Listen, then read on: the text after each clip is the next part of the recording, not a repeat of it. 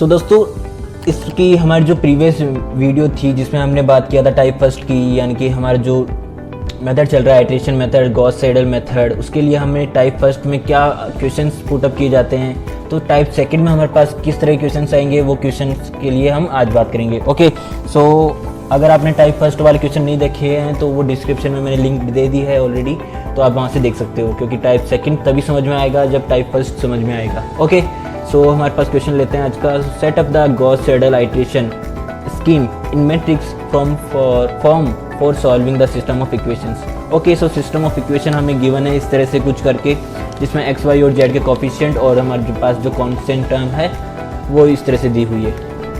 यहाँ से फर्स्ट जो है आप क्या कर सकते हो, फर्स्ट ऑफ ऑल आपको जो है ओके ये क्वेश्चन देख लीजिए। क्वेश्चन में क्या है, show that the method is divergent.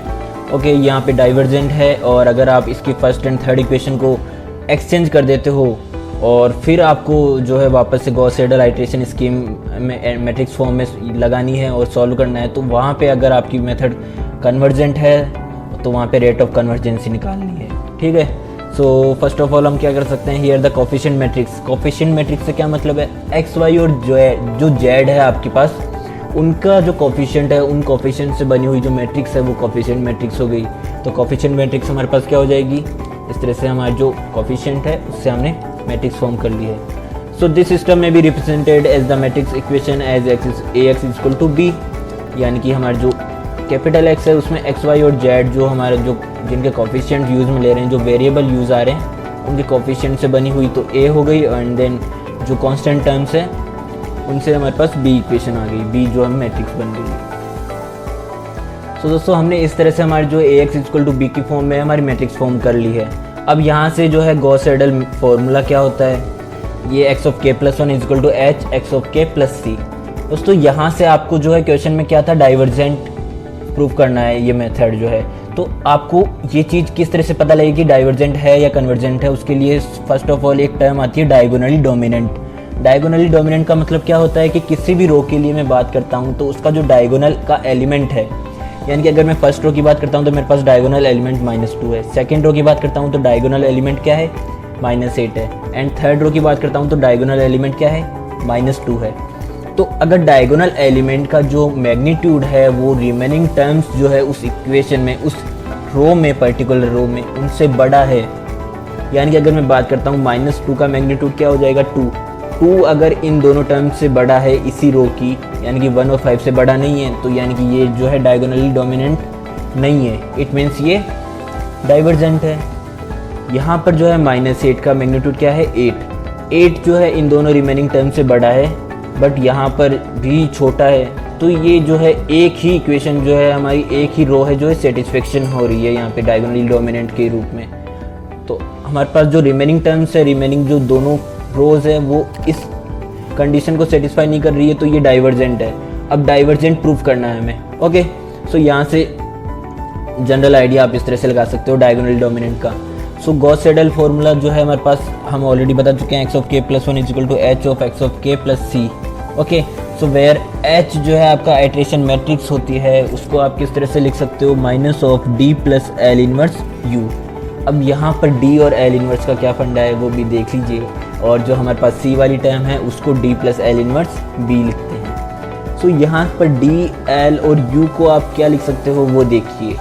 d क्या होता है आपके पास, only diagonal entries remaining became 0, यानी कि अगर आपके पास -2, 8 और -2 ही है इस मैट्रिक्स में और रिमेनिंग टर्म्स को अपन 0 कर दें तो ये डायगोनल मैट्रिक्स कहलाएगी। और अगर मैं l की बात करूँ, l क्या होता है, तो उसमें क्या होता है, diagonal and the other entries upon diagonal are 0। Diagonal और जो डायगोनल के ऊपर वाली एंट्रीज है वो अगर सारी 0 हो जाती है, यानी कि मेरे पास 4, 4 एंड -1 रह जाए, तो वो क्या हो जाएगा, strictly lower triangular matrix. Strictly lower triangular matrix क्या होगा, जब मेरे पास केवल नीचे वाली टर्म्स रह जाएगी, डायगोनल के नीचे वाली टर्म्स, और बाकी जो डायगोनल के ऊपर वाली और जो डायगोनल की एंट्रीज है वो सब 0 हो जाएगी। ठीक है, अब मैं u की बात करता हूँ तो क्या हो जाएगा, diagonal and the entries below diagonal are 0। Diagonal and the entries below diagonal are 0, यानी कि मेरे पास केवल 1, 5, 1 रह जाए और बाकी की सब टर्म्स 0 हो जाए, तो मेरे पास u जो है स्ट्रिक्टली अपर ट्रायंगुलर मैट्रिक्स कहलाएगा। समझ में आती है यहाँ तक बात? सो हमारे पास एच क्या है, एच क्या है minus of D plus L inverse you, यानी कि डी प्लस एल, डी क्या था मेरे पास ओनली डायगोनल एंट्रीज यानी कि ये वाली टर्म्स, ओके। और जो एल है, एल क्या था strictly lower triangular matrix, strictly lower triangular का मतलब क्या हो गया, डायगोनल और डायगोनल के ऊपर वाली एंट्रीज जो है आपकी जीरो हो गई, तो आपके पास केवल नीचे वाली टर्म्स मिलेगी। अब इन दोनों को अगर मैं ज़ीरो करता हूँ तो मेरे पास जो है इस तरह से ये इक्वेशन आ जाएगी, ये जो मैट्रिक्स है वो आ जाएगी। अब इसका हमें इन्वर्स निकालना है, और जो यू थी स्ट्रिक्टली अपर ट्रायंगुलर मैट्रिक्स जिसमें डायगोनल और डायगोनल के नीचे वाली एंट्रीज जीरो हो जाएगी और रिमेनिंग टर्म्स जो है जीरो हो जाएगी, और बाकी केवल ये टर्म्स रहेगी डायगोनल के ऊपर वाली टर्म्स, ओके। सो इन्वर्स निकालने का तरीका तो आप जानते होंगे इन्वर्स किस तरह से, अगर नहीं आता है, भूल गए हो इन्वर्स निकालना, तो चलिए देख लेते हैं। ए इन्वर्स अगर मैं इसको ए मान लेता हूँ तो मेरे पास क्या हो जाता है, adjoint of A divided by determinant of A. अब यहाँ पे डिटर्मिनेंट ऑफ ए किस तरह से निकालते हैं, उसका कुछ ये फॉर्म होगा जहाँ से मेरे पास माइनस ऑफ 32 आ जाएगा, ओके। ये आप देख सकते हैं, इसमें कोई बड़ी बात नहीं है, इसमें हम टाइम ज़ाया नहीं करेंगे, ओके। सो हमारा डिटर्मिनेंट ए है वो -32 आ गया। अब अगर मैं एडजॉइंट ए की बात करता हूँ तो उसका कुछ फॉर्म ये वाला होता है जिसमें हमारे पास इस तरह से जो है माइनस माइनस माइनस, ये इस फॉर्म में हमारे पास माइनस हमें मल्टीप्लाई करना होता था, कुछ याद आ रहा हो तो आपको। और तो दोस्तों यहाँ से अभी तक हमने एडजॉइंट ऑफ ए का जो है ट्रांसपोज करके हमने ये चीज़ निकाली है जिसमें ये हमारे पास फाइनली मैट्रिक्स जो है इस फॉर्म में आई है। यहाँ से हमने अभी जो है ट्रांसपोज नहीं किया है, ठीक है। तो हमारे पास जो आइट्रेशन मैट्रिक्स थी, आइट्रेशन मैट्रिक्स यानी कि एच, एच हमारे पास क्या था minus of D plus L का whole inverse multiply by U. अब यहाँ से डी प्लस एल का इनवर्स निकालने के लिए हमने क्या फंक्शनिंग की थी, adjoint of A divided by determinant A. तो डिटर्मिनेंट ए की वैल्यू हमारे पास क्या आई थी, माइनस ऑफ 1/32, और माइनस हमारे पास ऑलरेडी उसमें थी इक्वेशन में। तो यहाँ से मैं सेम चीज़ों को इस तरह से रख देता हूँ, पुटअप कर देता हूँ। तो मेरे पास जो यू थी, यू हमारे पास क्या था, स्ट्रिक्टली अपर ट्रायंगुलर मैट्रिक्स जिसमें हमारे पास केवल जो है डायगोनल मैट्रिक्स, और जो डायगोनल मैट्रिक्स के नीचे वाली जो भी टर्म्स थी वो सब जीरो हो जाती है। तो उसके जो रिमेनिंग टर्म्स है उनसे हमारे पास यू मैट्रिक्स फॉर्म हुई है, ठीक है। अब इस तरह से हमें यहाँ से इन दोनों मैट्रिक्स इसका ट्रांसपोज निकाल कर उसके बाद हमें जो है इसको मल्टीप्लाई करना है इस मैट्रिक्स से, यू मैट्रिक्स से, जो कि हमारे पास अपर ट्रायंगुलर मैट्रिक्स है स्ट्रिक्टली, ओके। सो यहाँ से हमको किस तरह से मल्टीप्लाई करना है, यहाँ से आपके पास जो भी ये मैट्रिक्स आएगी उसको आपको मल्टीप्लाई करना है, मतलब पर्टिकुलर रो को पर्टिकुलर कॉलम से मल्टीप्लाई करना है एक एलिमेंट के लिए। फर्स्ट एलिमेंट के लिए आपको इस जो रो को है इस कॉलम से इंडिविजुअल एलिमेंट्स को मल्टीप्लाई करके ऐड करना है, ओके। सो 16 को यहाँ से इनको करेंगे तो यहाँ पे हमारे पास 0 आएगा। इसी तरह से मैं सेकंड एलिमेंट के लिए मेरे को फर्स्ट रो को सेकंड कॉलम से करना पड़ेगा मल्टीप्लाई इंडिविजुअल एलिमेंट को इंडिविजुअल एलिमेंट से, ठीक है, और मेरे को ऐड कर देना है। इसी तरह से मैं सेकंड रो की बात करता हूँ तो सेकंड रो को फर्स्ट कॉलम से करूँगा तो मेरे पास ये एलिमेंट आएगा, फिर सेकंड रो को सेकंड कॉलम से करूँगा तो मेरे पास ये एलिमेंट आएगा। इस तरह से मेरे पास जो है ये मल्टीप्लाई होकर आइट्रेशन मैट्रिक्स आ जाएगी फाइनली, ओके। सो आइट्रेशन मैट्रिक्स आने के बाद में हमें फर्दर स्टेप हमारे पास क्या था, now we have to find the eigen values of h. So eigen values of h किस तरह से निकालते हैं हम, mod of h minus lambda I. यहाँ से अगर मैं हमारी आइट्रेशन मैट्रिक्स में से माइनस ऑफ लेमडा आई कर दूँ तो मेरे पास जो मैट्रिक्स आएगी और उसको जो सॉल्व करने पर मुझे जो मेरे पास रूट्स फाइंड आउट होंगे, यानी कि अगर मैं इस इक्वेशन को सॉल्व करता हूँ तो मेरे को जो है equation lambda multiply by 16 lambda square minus 73 lambda minus 2 equal to 0 के फॉर्म में मेरे को इक्वेशन मिलेगी। अब इस इक्वेशन को मैं श्रीधराचार्य फॉर्मूले से अगर मैं सॉल्व करता हूँ, या जहाँ पर हमारे पास क्या फॉर्मूला होता था, minus of b plus minus root of b square minus 4ac divide by 2a। तो यहाँ पर मैं ए बी सी की वैल्यूज़ इस तरह से रखता हूँ तो मेरे को जो है लेमडा के जो है 3 रूट्स मिलेंगे। एक रूट्स तो मेरे को यहाँ से मिल जाएगा lambda is equal to 0, okay. और जो मेरे पास 2 रूट्स मिलेंगे, एक बार प्लस और एक बार माइनस साइन लेने पर, तो मेरे को फर्दर रूट्स मिलेंगे माइनस ऑफ 0.003 और 4.59, ओके। सो फ्रेंड्स फाइनली मेरे को जो है इक्वेशन सॉल्व करने पर मेरे को लेमडा के जो 3 रूट्स थे वो मेरे को मिल गए हैं, जहाँ से मेरे को lambda is equal to 0, minus of 0.003 and 4.59 मिला। अब यहाँ से हमें स्पेक्ट्रल रेडियस ऑफ एच, जो हमारे पास आउटलाइन में एक टर्म थी spectral radius of H, H क्या है, iteration matrix. So spectral radius of iteration matrix हमारे पास क्या होती है, largest magnitude of eigen values, यानी कि हमें आइगन वैल्यूज़ के जो भी रूट्स मिले हैं उसका लार्जेस्ट जो मैग्नीट्यूड होगा वो हमारे पास स्पेक्ट्रल रेडियस ऑफ एच कहलाएगा। सो यहाँ से आप देख सकते हैं 0 माइनस ऑफ 0.003 एंड 4.59। तो इनमें से मेरे को जो है लार्जेस्ट मैग्नीट्यूड फाइंड आउट करना है। तो मेरे को दिख रहा है सीधा सीधा कि 4.59 जो है हमारे पास लार्जेस्ट मैग्नीट्यूड है।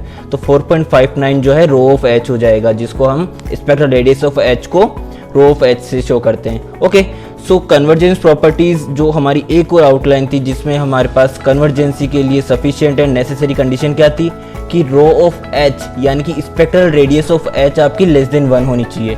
ओके, सो यहाँ से आपको क्या मिला, स्पेक्ट्रल रेडियस ऑफ एच 4.59 जो कि लेस देन 1 नहीं है, इट मीन्स ग्रेटर देन 1 है। तो हमारे पास ये मेथड जो है इस क्वेश्चन के लिए डाइवर्जेंट हो जाएगा, जो हम ऑलरेडी प्रूफ कर चुके थे डायगोनली जो हमारे पास स्टार्ट किया था हमने। डायगोनली डोमिनेंट जो टर्म हमने यूज़ की थी, जिसमें पर्टिकुलर रो में जो आपका डायगोनल एलिमेंट है वो उन रो के अदर एलिमेंट से बड़ा है कि नहीं, जिसको मैं आगे और आपको एक्सप्लेन कर देता हूँ। ओके, सो इस क्वेश्चन का सेकंड पार्ट हमारे पास क्या था कि हमें एक्सचेंज करना है फर्स्ट एंड थर्ड इक्वेशन को। सो अगर मैं फर्स्ट एंड थर्ड इक्वेशन को एक्सचेंज करके वापस से मेरे को जो है अपनी जो मैट्रिक्स थी उसको मैं फॉर्म करता हूँ, तो मेरे पास पहले क्या थी -2 1 5, और जो थर्ड इक्वेशन में क्या एलिमेंट्स थे 4 -1 एंड -2। तो अगर मैं फर्स्ट को थर्ड से रिप्लेस कर देता हूँ, एक्सचेंज कर देता हूँ, तो मेरे को जो नई मैट्रिक्स मिलेगी उसमें मेरे को डायगोनली एलिमेंट्स जो है ये मिल जाएंगे। यानी कि जब मैं इस इक्वेशन को यहाँ से इस रो को यहाँ से यहाँ पर रिप्लेस कर देता हूँ और इसको यहाँ से यहाँ ले आता हूँ एक्सचेंज करके, तो मेरे को यहाँ पे 4 जो है डायगोनल एलिमेंट हो जाएगा एंड -8 सेम हो जाएगा। एंड यहाँ से इस रो को लाऊंगा तो यहाँ पर मेरे को डायगोनल एलिमेंट 5 मिल जाएगा। इट मीन्स मैं अगर यहाँ देखता हूँ कि यहाँ पर मेरे को पर्टिकुलर रो में डायगोनल एलिमेंट जो मिल रहा है वो इसी रो के अदर एलिमेंट से बड़ा है कि नहीं, उसका मैग्नीट्यूड, तो मेरे को जो है हर रो में जो डायगोनल एलिमेंट है वो उस पर्टिकुलर रो के अदर एलिमेंट से बड़ा मिल रहा है। इट मीन्स यहाँ पर मैं सिंपली कह सकता हूँ कि ये मेरे पास जो है कन्वर्जेंट है मेथड इसके लिए। अब मेरे को ये तो जो है सिंपली पता लग गया यहाँ से। अब मेरे को इस चीज़ को प्रूफ भी करना है। So first of all diagonal elements हमारे पास क्या है 4 -8 एंड 5। सो 4 -8 एंड 5 के लिए मैंने टर्म्स क्या यूज़ की, डायगोनली डोमिनेंट के लिए मेरे पास जो एक्सप्रेशन होता है वो मेरे पास क्या होता है, मोड ऑफ AII जो है हमारे पास greater than and equal to होना चाहिए सिग्मा ऑफ जहाँ पर हमारे पास कंडीशन क्या रहेगी, J = 1 and J does not = I।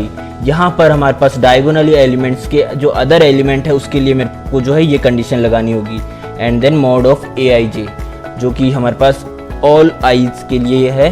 Okay, so then the condition is automatically satisfied and convergent. अगर मेरे पास ये कंडीशन अप्लाई होती है, ये कंडीशन मेरे को फुलफिल होती है, तो ये जो हमारा मेथड है, जो कंडीशन है वो ऑटोमेटिकली सेटिस्फाई हो जाएगी और हमें जो है क्वेश्चन कन्वर्जेंट मिल जाएगा। सो दोस्तों यहाँ से मैं गॉस सेडल मेथड का हमारे पास जो फर्दर फॉर्मूला अगर हमें लगाना है तो क्या हो जाएगा, फर्दर फॉर्मूला हमारे पास x of k + 1 = h of x of k + c।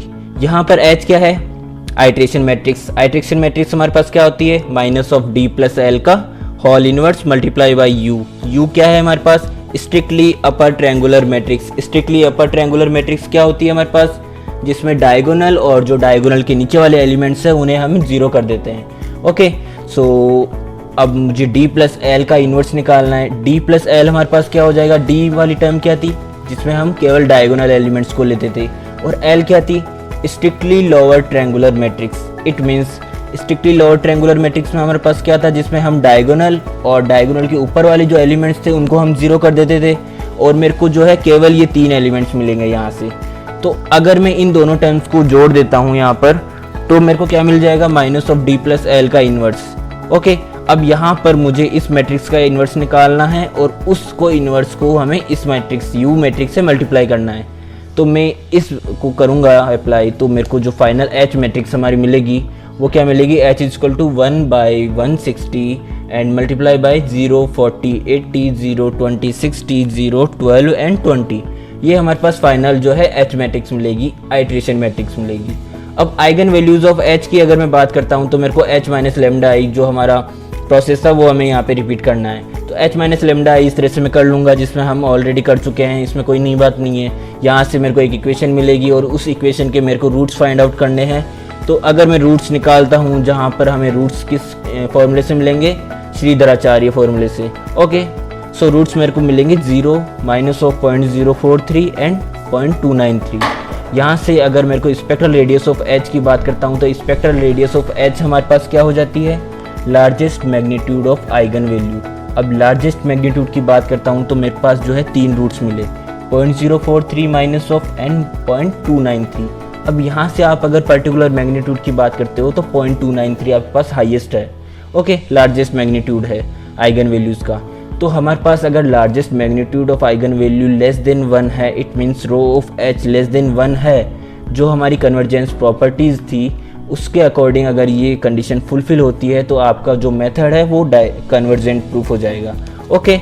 अब अगर आपके पास कोई मेथड कन्वर्जेंट आ जाता है तो आपको एक और क्वेश्चन, एक और टर्म आपको निकालने के लिए दे दी जाती है, वो क्या, कन्वर्जेंट है तो रेट ऑफ कन्वर्जेंसी भी निकाल सकते हो। अगर क्वेश्चन ही डाइवर्जेंट है तो उसकी कन्वर्जेंसी कहाँ से निकलेगी, तो अगर कन्वर्जेंट है तो हमें रेट ऑफ कन्वर्जेंसी भी निकालनी होगी। तो यहाँ से हमारे पास रेट ऑफ कन्वर्जेंस को हम न्यू से डिनोट करते हैं, एंड न्यू जो है हमारे पास minus of log base 10 rho of H होती है।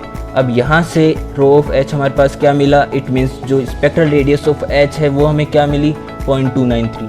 सो 0.293 माइनस ऑफ लॉग बेस 10 में वैल्यू निकालता हूँ तो मेरे को वैल्यू मिलेगी 0.5331, जो कि हमारे पास फाइनल आंसर मिल जाएगा पर्टिकुलर रेट ऑफ कन्वर्जेंस के लिए, ओके।